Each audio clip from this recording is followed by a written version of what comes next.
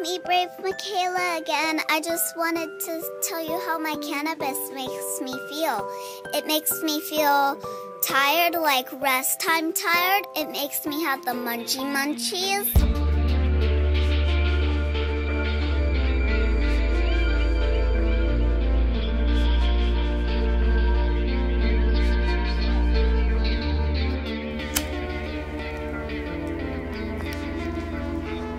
That's an easy day to remember. Friday the 13th, 2012 was the day we got told she had a mass in her chest. Her oncologist came and said the chemotherapy wasn't doing what it was supposed to. They were going to recommend us to start considering full body radiation and a bone marrow transplant. We knew that wasn't necessary. We knew that what we were going to do would be right. So that day we gave her first dose of cannabis oil. 6 days later, it was in full remission. Medical marijuana is legal in 20 states and DC, but there are still legal use cases that are very controversial, like medical marijuana for kids. Some claim it's a wonder drug for epilepsy, severe autism, and to quell the harsh side effects of chemotherapy.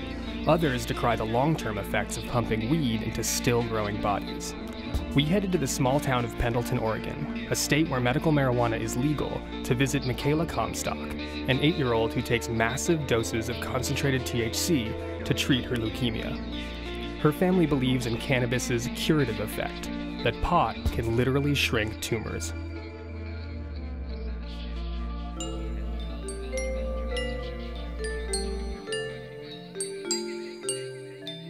I like lemon.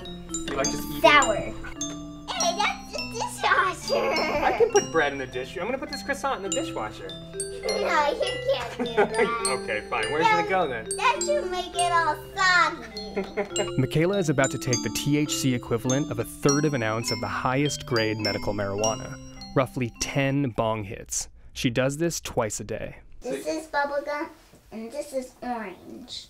And then I give them to Daddy. A lot of people complain about it when they get too high. Too high? The psychoactivity of it is very extreme compared to just smoking a joint. 1 pound will yield between 45 to 80 grams depending on your process. And how often do you take these? Every day. And how do they make you feel? Energized and happy. So I take this and I'll fill up one side of the capsule.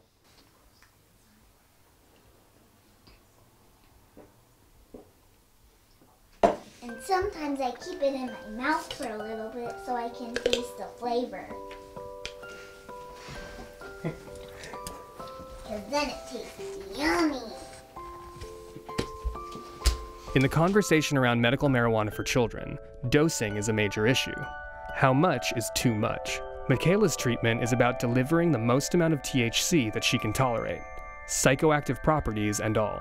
This is like the medicine basket. Saturation is key in treating cancer. You have receptors on every cell and organ in your body. The more cannabinoids you can intake, the more effective the treatment would be. And it protects the nerves from the damage caused by the chemotherapy. Cocoa butter lotion. It's a cannabis-infused essential oil blend that rolls right on. So it's just like a tiger balm, but... Yeah, you drop it right on your tongue. Yeah. Every now and again, Michaela likes to have medibles or infused goodies or candies. And she'll eat these things on top of her oil. That's when she gets the more noticeable psychoactive effect. Michaela loves to eat these. You feel your dose kicking in?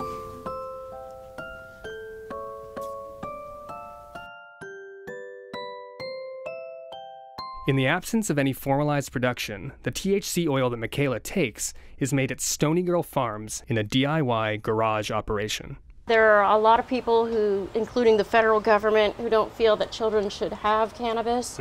But we feel that it's more important to save the child's life than be concerned about the child having THC in their system. Can you guys take us through the process of making the oil? Absolutely. This is our processing area. The trimmings from all of this process, as you see, is going into here is actually what we're going to be making the oil out of.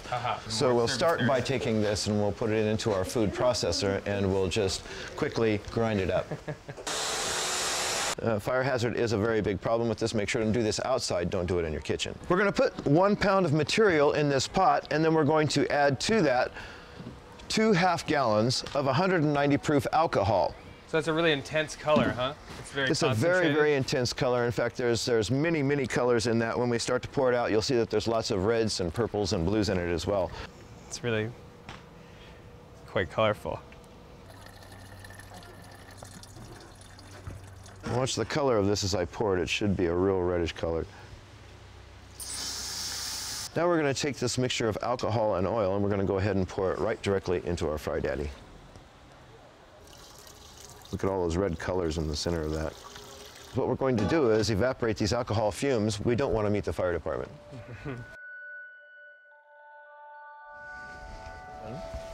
Guess what? That time is now. We don't want any alcohol around left for the patients. As you can see, it's quite thick. So if you touch it to your tongue, it's still a drop. Does this drop get me high? It very well can. Okay. In addition to cannabis, Michaela takes traditional cancer meds too. How do you think the cannabis helps her? Like what? Well, the cannabis is made it so Michaela really has minimal symptoms. She was very, very, very ill and in a lot of pain. She didn't want to eat and very thin looking. The very first dose of cannabis we gave her, she instantly said she was hungry and she smiled and she was happy. We get our baby back. She plays now and she's a child again. As much as Michaela's folks prize the palliative effects of cannabis, it's the drug's supposed curative power that makes them such zealous advocates. In conversations with Brandon, he often uses the word apoptosis. How exactly does THC allegedly shrink tumors?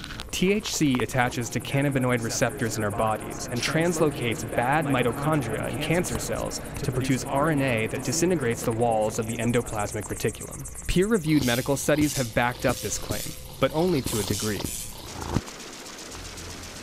There is no control when it comes to this word called cancer. The only thing we did have control over was saying no to radiation therapy and yes to giving her cannabis. It won't work for every single person. So every single person's different, and it doesn't just take cannabis. Come to my house at 1. Michaela's become something of a celebrity in the weed world, inspiring other parents to give their sick kids cannabis, including their babies. Abel's first medicine that was introduced to him when we started treating him, cannabis oil infused into organic agave nectar. Hey, mister. Hey.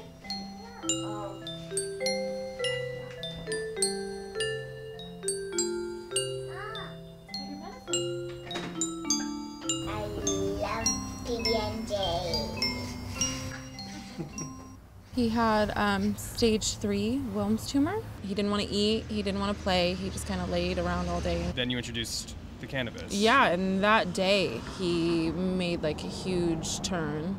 He started eating and playing, and it was completely different. He was screaming, running around the house, you know, barefooted, like just a normal kid. At this point, we should mention that the medical community at large doesn't think that pot can cure cancer, and furthermore that giving weed to kids presents more risk than therapeutic reward. Michaela's oncologist refused to comment on this story and never gave her a prescription for medical marijuana. A dispensary in Portland wrote the prescription, which is perfectly legal. Brandon has a dispensary card that allows him to be the delivering agent of medical marijuana. The way things work in Oregon is that each patient that is prescribed marijuana, even a child, is allowed a caregiver, and a grower to grow 6 plants. Brandon is Abel and Michaela's caregiver. When Michaela first began her cannabis treatment, she moved into Frankie's home clinic. We visited his garage grow room and found another layer in the community of believers in the healing power of weed. You can kind of consider it like an alternative medicine hospital of sorts. Well, like you have inpatients, do you say? Well, we have had a couple, yes. Doesn't necessarily work for everybody. Sometimes we get people too late, and different cancers, different diseases respond differently, and you know, they won't let us do much science on it. So at this point in time, it is really a, if you're pardon the pun, a grassroots movement, you know? We moved here from the state of Alabama to grow medical cannabis. I had a dream of cannabis curing cancer and many diseases. I woke up in the middle of the night, Googled, found a movie called Run From the Cure. I found the information to be compelling. I ran in and woke my wife up and probably sounded and looked like some kind of maniac and told her that cannabis cured cancer. And we started researching, and we researched literally for months because it just sounds so preposterous. The condition against this plant, it's been so thorough for so long that to say that cannabis has any medicinal benefits, much less the ability to heal disease, sounds to people like you have totally gone off your rocker. I guess it took some researching to convince me that, you know, that there was a possibility that it did cure cancer, which was very profound.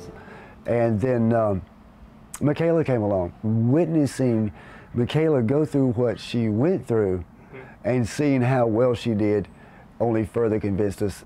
Take a look at what other kids look like who are going through similar treatments. I think the evidence is overwhelming. She's the healthiest child on chemotherapy. Yeah. She's a bundle of energy every day, all day long. It's not because of the chemotherapy. I do think it will be proven. You know, we're not legal federally. We're just going to continue to try to do what we feel is the right thing and hope that the federal government will allow us to do so. All right, so we're going to read If a Peacock Finds a Pot Leaf. The 4 Rasta pigs, they were known as medical marijuana patients, but Peter didn't actually know why they needed it.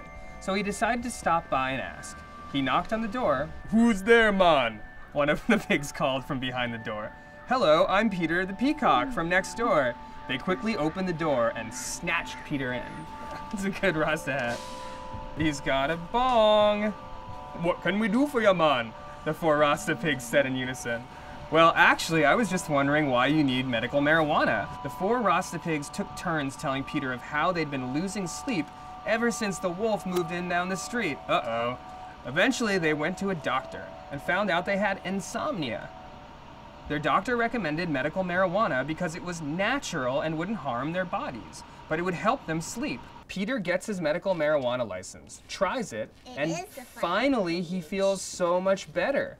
With a smile on his face, he fans out his colorful wings, and he is happy again, thanks to medical marijuana. Yeah, that's good stuff. Kevin Sabet is the director of the Institute on Drug Policy at the University of Florida and a former Obama administration drug policy advisor. This is Kevin. Hey Kevin, it's Krishna from Vice. So what is your general position then towards medical marijuana? Well, my position is that marijuana definitely has medical value, but we don't need to smoke, vaporize, or eat it to get that value. Medical marijuana, as it currently stands, is a joke. It's a joke. You know, we don't smoke opium to get the effects of morphine. It needs to be separated just like 100 years ago when we separated opium from its recreational and medicinal properties. It's something that we definitely need to pursue, frankly, with more vigor than we've pursued in the past. Why do you think that hasn't happened yet on the federal level? Because it should be lab scientists, pharmacists, and doctors in certified laboratories as opposed to guys mixing a mixture in their backyard and growing something in their basement. Don't use it as a cover for legalization and make it truly legitimately medicine. But for Michaela's family, weed is already a legitimate course of treatment. And then this is your dream journal? The Big, Big Dream by Michaela Lynn Comstock. So what is this dream about? A big, humongous ice cream. Lime, chocolate, and strawberry bubble gum. I had a dream about a bunch of banana syrup all over ice cream. That's Rocky Road. That's rainbow sherbet, and that's orange sherbet. A bunch of ladybugs are crawling all over me.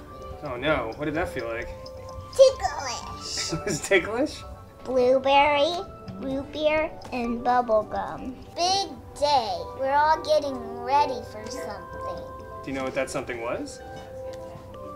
That's a bunch of food plates. Oh. Now the big tree. Now the big tree. The big tree, the big tree. It snapped and broke and fell all the way into the river. It went down the hill, it went down the hill. It went down the hill, roll, roll, roll, roll, roll, into the river, splash! I've got a bit of the giggles. So I fall out,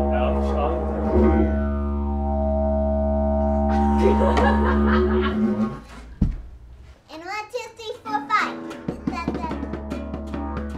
It's hard to imagine what it's like to have your kid diagnosed with cancer, but it's clear that Michaela and her folks are empowered by what they believe to be marijuana's positive effects.